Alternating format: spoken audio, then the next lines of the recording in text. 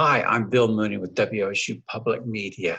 I'm going to talk today about organizing your online learning environment, specifically in Google Classroom. So, as you can see, I am high above beautiful Columbus, Ohio, flying around.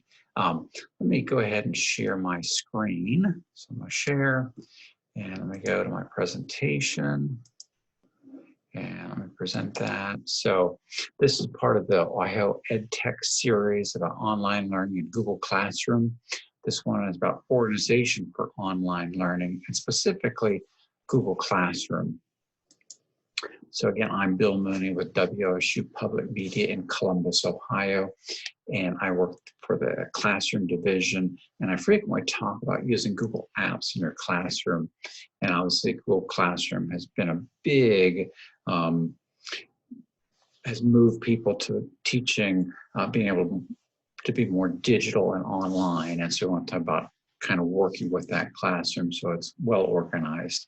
If you need to contact me, there's my information, bill.mooney@wsu.org. I'd be glad to answer any questions about this presentation. If you're doing this session for PD or CEUs, you might need this code, and the code is ZUTN. Again, the PD code is ZUTN.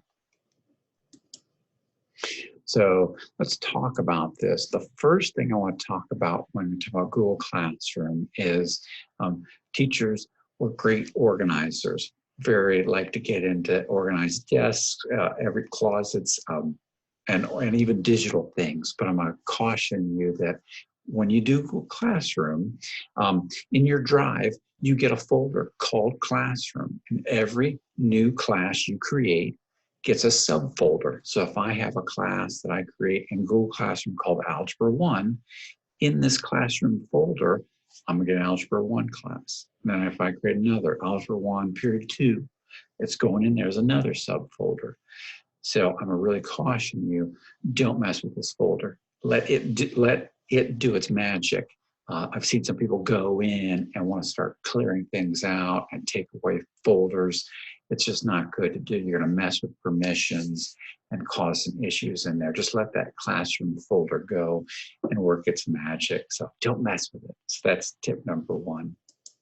I'm going to talk now about archiving classes. And so let me kind of move away from this presentation and actually go to my Google Classroom class. So here we go.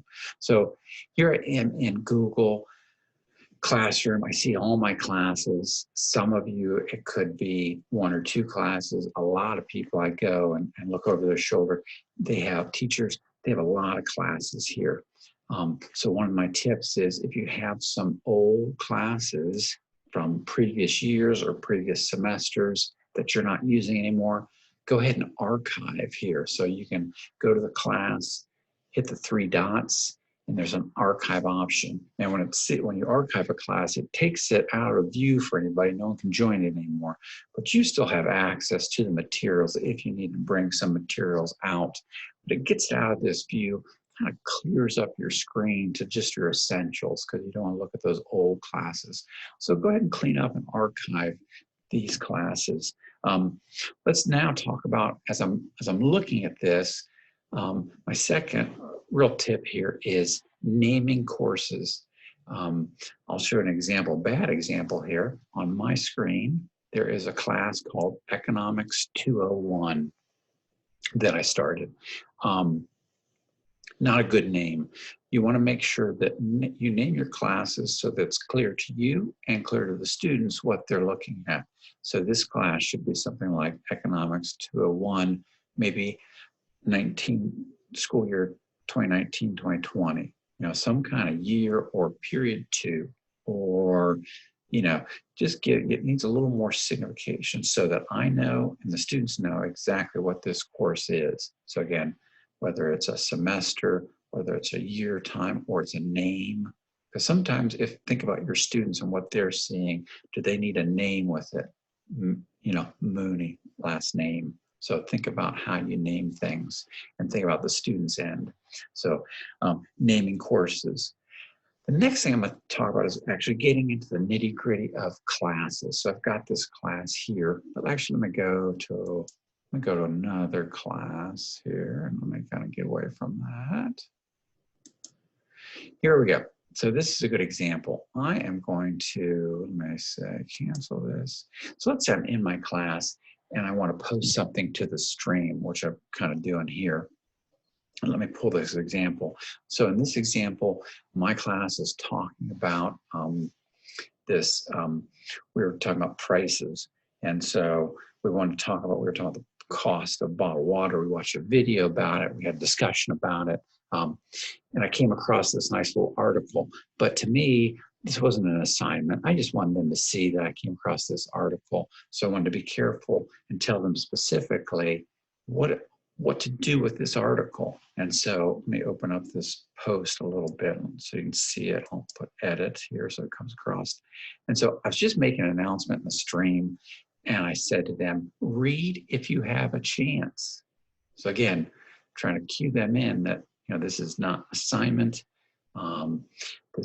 Came across this and thought of our discussion of prices. And I put in a link to this article about the cost of bottled water.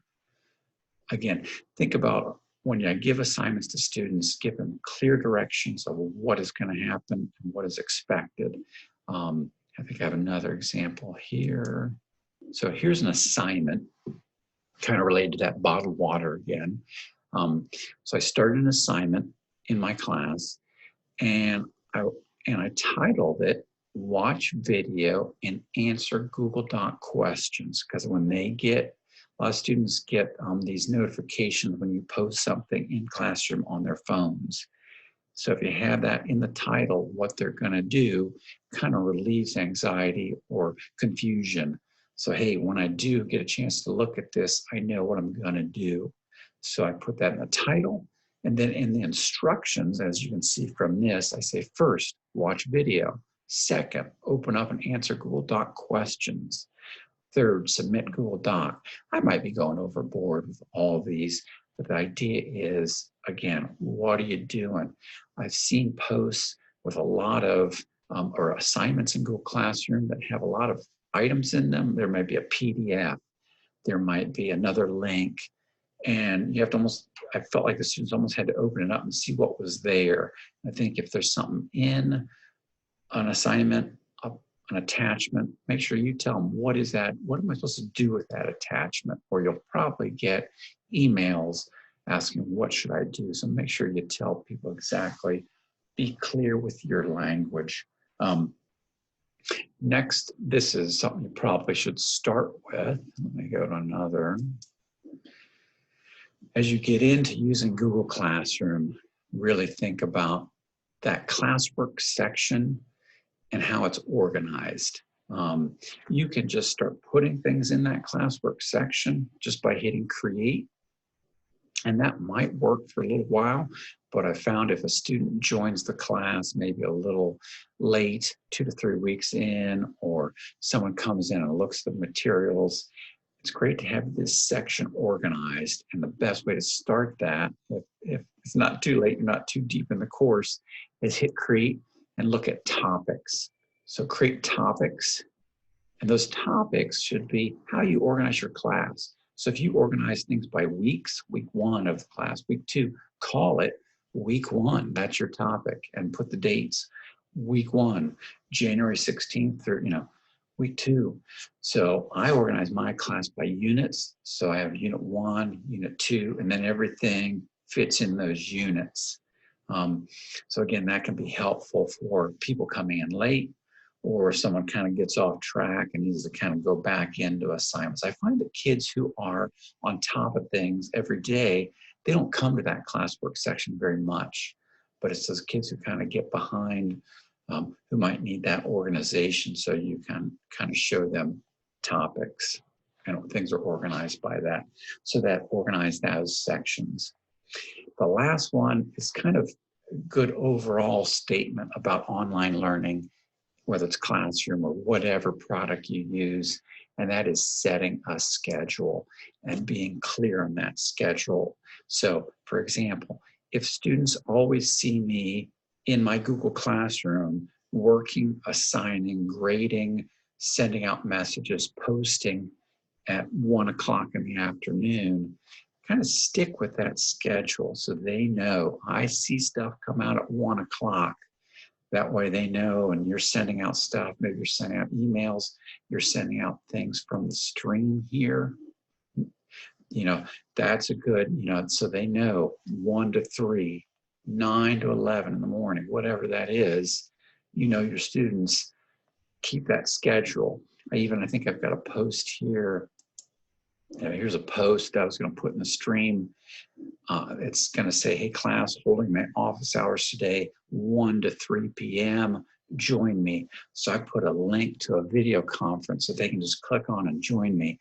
And that would be something maybe I should do every day if I can. And again, even if it's a short window, even if it's 1 to 1:30, Monday through Friday, I'm in this stream, I'm at my email, I'm in this video call. I don't start, maybe if I work at 9 or 10 o'clock at night, maybe think about, no, hold this till 1 tomorrow to post, because then the students know I'm here. So keep that schedule. Those are some tricks or some tips for Google Classroom and online learning. I'm going to stop sharing and I'm going to fly back to downtown Columbus. Again, I'm Bill Mooney. Thanks for joining me in this session, and feel free to reach out to me if you have questions.